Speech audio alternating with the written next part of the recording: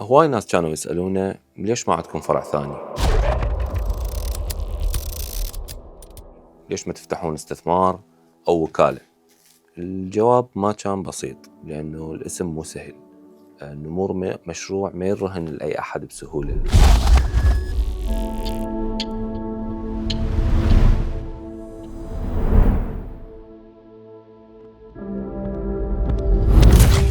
والخال دائما كان رافض فكرة إنه يكون عنده فرع ثاني أو يدخل باستثمار. مو خوف، ولكن حرص على الاسم، يريد يكون واثق، حاسب حساب كل تفصيلة قبل ما يخطي هيك خطوة. انطرحت فكرة الفرانشايز، قلنا يمكن تكون حل وسط، بما أنه الفرانشايز يتحمل التفاصيل ويا المستثمر الجديد. وفعلا اجونا هواي مستثمرين، قعدنا وياهم، سمعنا أفكارهم. الخال كان يرفض، لأنه ما يريد ينطي الاسم لأي أحد، أو ما يريد ينطي الاسم الشخص ما يقدر يتحمل المعايير أو يمشي وفق المعايير اللي محددتها النمور. سوينا اجتماع بيناتنا، قلنا للخال ليش ما نفتح احنا الفرع الثاني. بعد نقاش طويل الخال قال نفتح. النمور طموح جدا. بدينا نحكي أفكارنا. أول تحدي كان لنا هو المكان أو المنطقة اللي نفتح بيها. بقينا ندور على مكان مناسب، دورنا لعدة أيام، أسابيع، أشهر، لحد ما توصلنا وكنا متخيلين بين الكرخ والرصافة. بالأخير قررنا أنه نفتح بالكرخ، إلى أن وصلنا تحديدا للسيدية. شفنا مكان جدا راقي، مساحة ضخمة، وكانت تماما تشبه الطموح اللي احنا راسمه. التحدي الآخر اللي واجهنا هو أنه ما كنا نريد نسوي نسخة موجودة أو شيء معتادين عليه.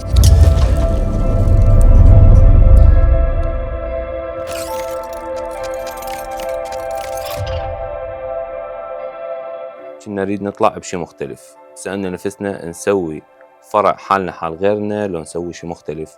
القرار كان وبالإجماع أنه نريد شيء مختلف وعلى مستوى الكرخ. بدينا نفكر شنو نضيف بالستور، شنو نضيف بالسنتر.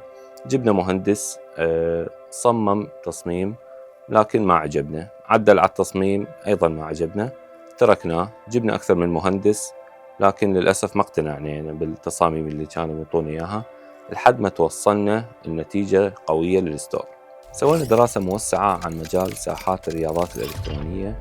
شفنا أنه أكو قاعات قوية مميزة مثلا بأمريكا، بلندن، وبعدة دول ثانية. بنفس الوقت ما كانت موجودة بالعراق. فإجت الفكرة أنه نسوي ساحة رياضات إلكترونية قوية. طرحنا فكرة للخال محمد رسول، قلنا لهم أنه بما أنه ماكو دعم حكومي وماكو اتحاد للشباب الطموح بمجال الإي سبورت، ليش ما احنا نسوي لهم ساحة رياضات إلكترونية تكون وفق معايير عالمية وبنفس الوقت تكون على مستوى الشرق الأوسط. بدينا نبحث عن شركات ومصانع مختصة بهذا المجال. توصلنا شركة اسمها إيبلو، كانوا منفذين قاعة يوبي سوفت. المهندس مالهم كان اسمه بيدرو على ما أعتقد، بيدرو كان اسمه أسباني. تواصلنا وياهم، طونا تصميم 3D، والمصنع والإنتاج ماله كان بالصين.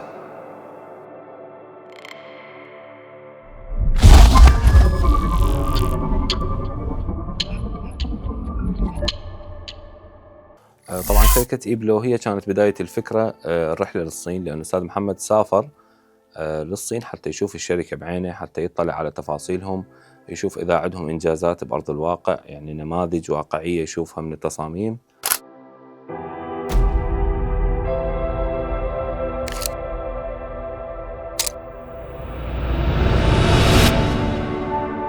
لكن كل ما كان يروح لهم يعني فقط يعطونا نماذج 3D. ما توصلنا لاتفاق ويا هاي الشركة، قررنا إنه ننسحب وندور على شركات ثانية هناك بالصين. بعدها توصلنا إلى شركة موديس، شركة معروفة عندها أكثر من فرع، أكثر من 10 دول عندهم أفرع بيها. توصلنا لاتفاق وياهم، بقينا تقريبا مدة شهرين نتفق على التصاميم، على التفاصيل، على المتطلبات اللي احنا كنا رايديها من عندهم، على الديكور وتفاصيل. بهاي الأثناء أستاذ محمد قال العيسى والخال إنه يروحون وياه، إنه يجوا للصين. قال لهم تعالوا، فراحوا. استقبلنا شخص كان اسمه عبد الله، شخص صيني، كان جدا ظريف، أسلوبه تعامله كان جدا طيب. أخذنا ودانا، هو اللي يعني فررنا بكل الأماكن، بأغلب الأماكن بالصين، يعني هو كان مو اختصاصه، بس صار إنه هو دليل سياحي نقدر نقول.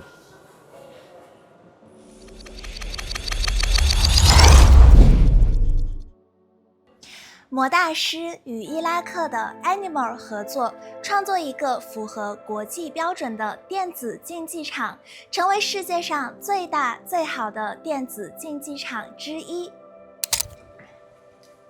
صار لنا 6 أشهر وتعبنا هواي، بس النمور يستاهل. شو تقول خالي؟ كل شيء يستاهل النمور. غيرنا اللعبة. النمور وين؟ العالمية. العالمية.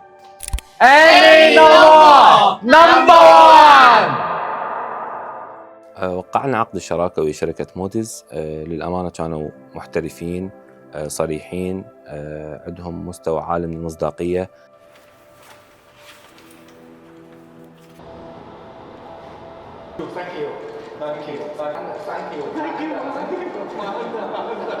أي تفصيلة كنا نطلبها من عندهم كانوا ينفذون لنا إياها وبأسرع وقت ممكن ومثل ما نريدها بالضبط.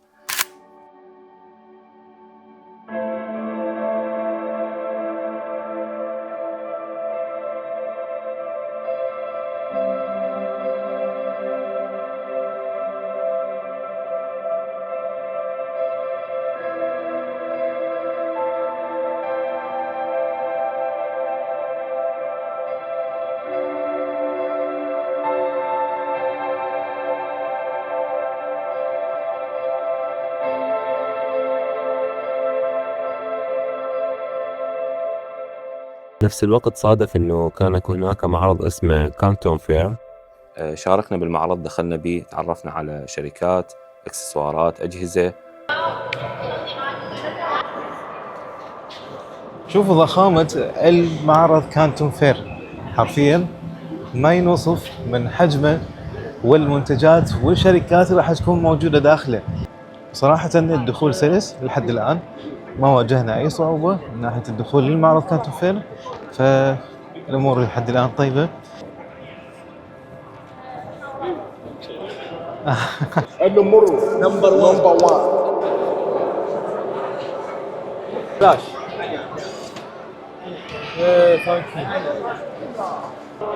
مجرد بس تعطيها الباج اللي انت سويته من خلال تطبيقهم مالتهم مع كانتون فير. هنا مرحلة طباعة الباج، مجرد ما تطبع الباج راح تقدر تدخل مباشرة.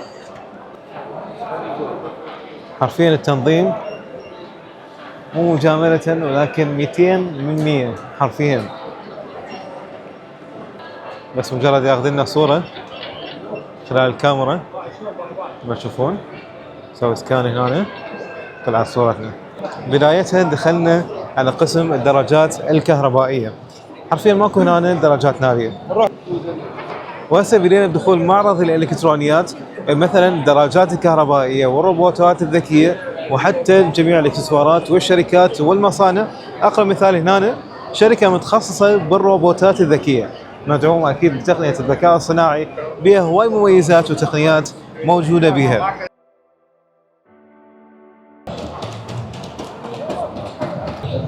هاي شركة اسمها ألفا روبوتاك، اللي هي شنو متخصصة بالروبوتات الخدمية اللي انت ممكن تستفاد من عندها بالمطاعم بالفنادق. لو اقول لك اني احبك الحب شويه ليس. هذا سبيكر وكايروكي بنفس الوقت، وبيه شاشة تقدر تستعرض بيها اليوتيوب او اي شيء انت تريده. بعدها كان الاتفاق على مدة 30 يوم أن يتم تجهيز الديكور، وبعدها بدأت تصلنا الحاويات من الصين على شكل دفعات، حاويات الديكور وبعض الأجهزة والإكسسوارات اللي قصيناها من هاي الشركات.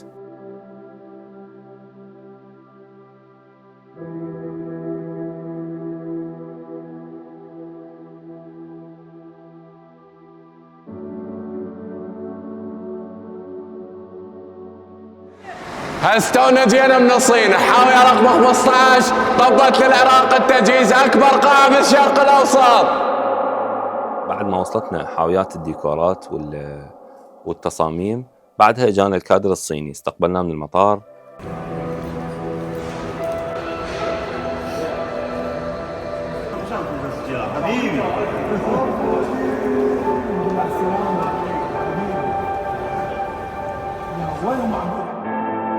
أخذناهم جولة ببغداد، وديناهم شارع المتنبي، جربوا بعض الأكلات العراقية، حبوا كلش الأجواء العراقية. انتوا حتشوفوا ايام سوداء.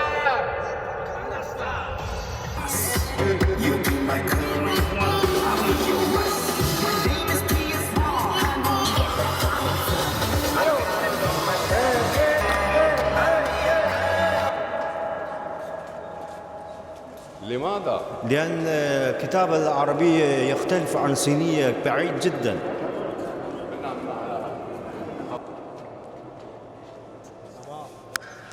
هنا في الليل حتى فجر يفتح. نعم. انه اعظم شاعر في تاريخ البشريه.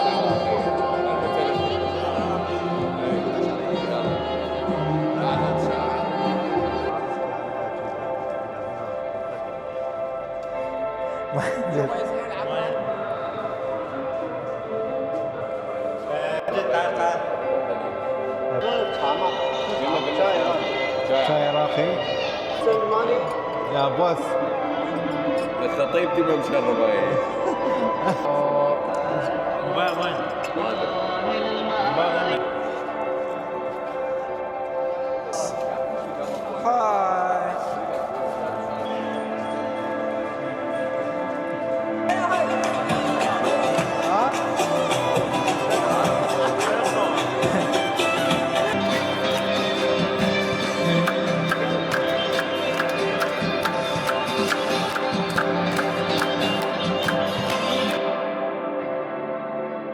بعدها بدينا بمرحلة العمل، نفذنا الديكور، وكان هم الديكور اللي عليهم هم غرف الإي سبورت، كل التنفيذ كان بتنفيذ الكادر الصيني.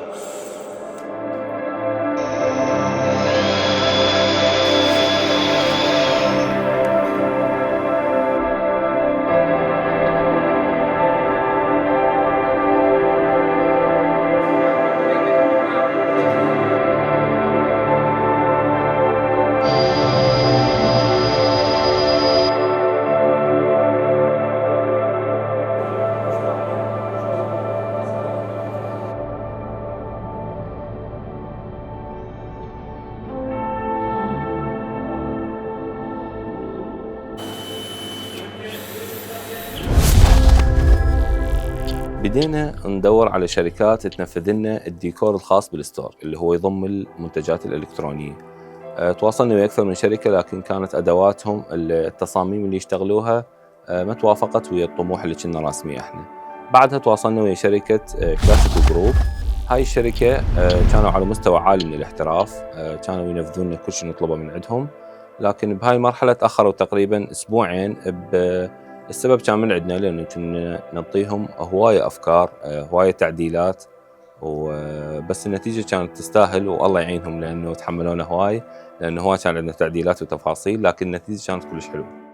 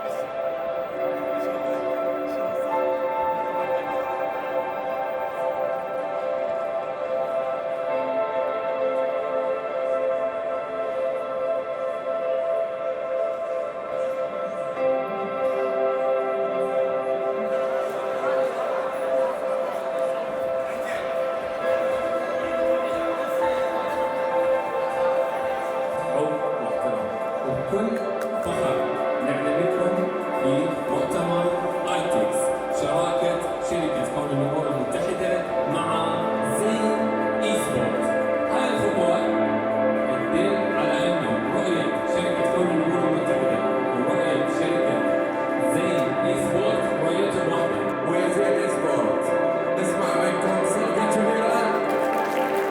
أكيد جائزة مفاجأة والصفقة الكبيرة آيفون 17 برو ماكس وبعدين مفاجأة أكبر من 17 برو ماكس.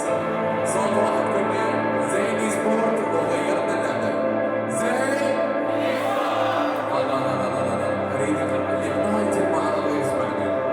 زين غيرنا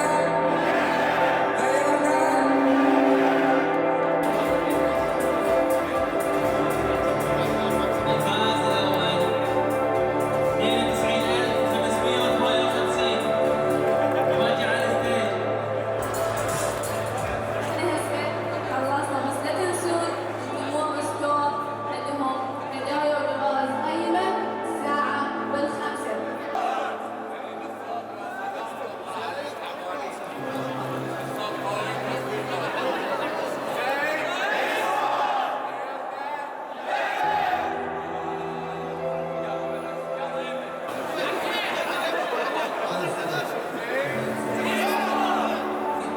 وجالسا بالمستوى أعلى وأعلى وأعلى.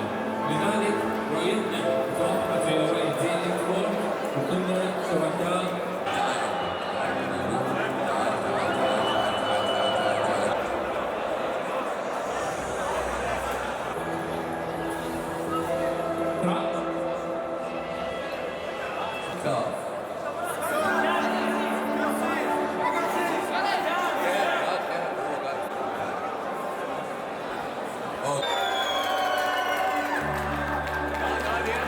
الجائزة الأولى مقدمة من نور ستور PS5.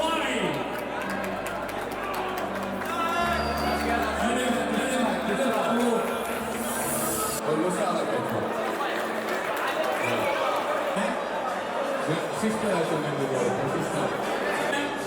وخمسة شباب بالعافية. برقم واحد هذا يخلينا نقول أكيد الجائزة الكبرى المقدمة من يعرف من يريد يعرف شنو غيرنا النادي. وأكيد هذه المفاجأة راح تكون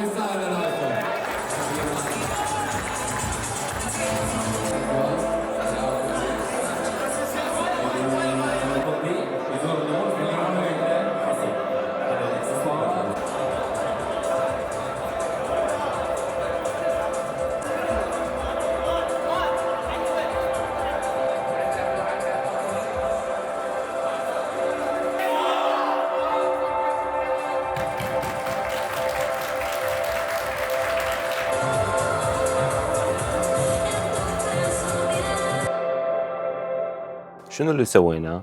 اللي سويناه مو بس قاعة، سوينا منظومة كاملة، ستيج خاص للرياضات الإلكترونية، غرفة فريق إي سبورت، غرفة سينما ضخمة بأحدث التقنيات، بليارد، بلاي ستيشن، غرف VIP، غرف ستريمر. سوينا غرفة خاصة ب10 حاسبات تتمتع بمعالجات جدا قوية، يعني تكون أقوى من الحاسبات البقية البي سي جيمنج. هاي تكون مواصفاتها احترافية للفرق الاحترافية، يعني يقدر ياخذ غرفة كاملة وهو وفريقه يدخلون يلعبون وحدهم.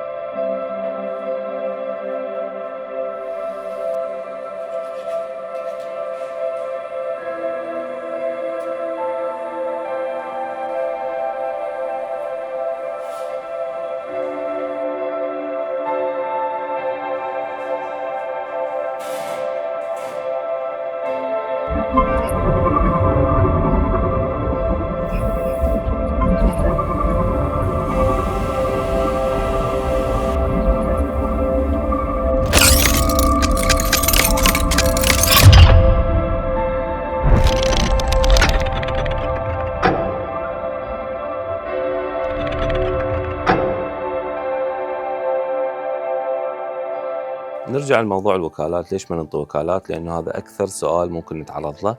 الخال كان واضح بهاي الجزئية. لو فتحنا فرع ثاني لازم يكون أفضل من الفرع الأول. احنا ممكن بتكلفة هذا المشروع نقدر نفتح 10 أو أكثر من 10 قاعات أو 10 أفرع بتكلفة نفس هذا المشروع اللي هو مشروع واحد. لكن هنا الإدارة راح تشتت، الجودة راح تقل. بعد 3 إلى 4 سنوات ممكن كل شيء يتغير وتنتهي الأفرع أو تقل الجودة مالتها. لذلك احنا شنو اللي قررنا؟ قررنا أنه نفتح فرع واحد بقوة 10 أفرع. والخال كان واضح وقالها بعبارة صريحة، قال اللي يريد ياخذ فرع من النمور أو يريد اسم النمور لازم يلتزم بالمعايير اللي احنا مخليها، ويكون على درجة من الالتزام اعلى من عندنا، او على اقل تقدير يكون ملتزم بها مثل ما احنا ملتزمين بها.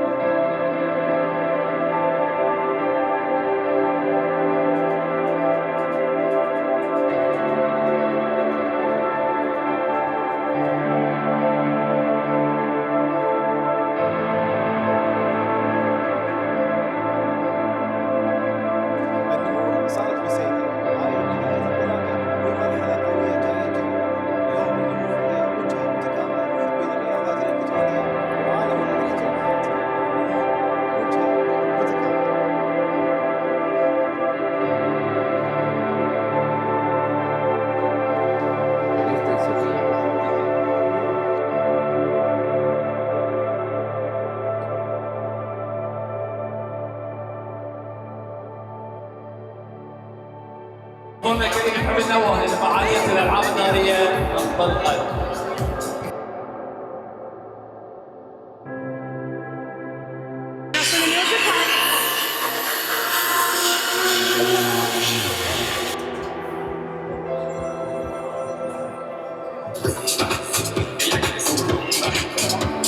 طبعا احب اشكر اداره النمور. احنا عندنا شراكه صارت تقريبا سنتين بالنمور، وهاي الشراكه ان شاء الله راح تكبر وتصير اكثر، وان شاء الله التعاون بيننا بين زين وبين النمور يكون اكبر واكبر، ونحب نهنيهم ونقدم لهم من عميق قلبنا تهانينا بهذا الانجاز الرائع وهذا الحدث الكبير اللي صار احدث تكنولوجيا وتقنيات مقدمه لكل الجيمرز بالعالم، فتهانينا وشكرا جزيلا. النمور بدورها تشكركم على هاي الشراكة، وإن شاء الله تستمر. توزيع 5 آيفونات 17 برو ماكس، وبعدها أيضا راح تكون فعاليات وجوائز لكل الحضور اللي شرفونا اليوم.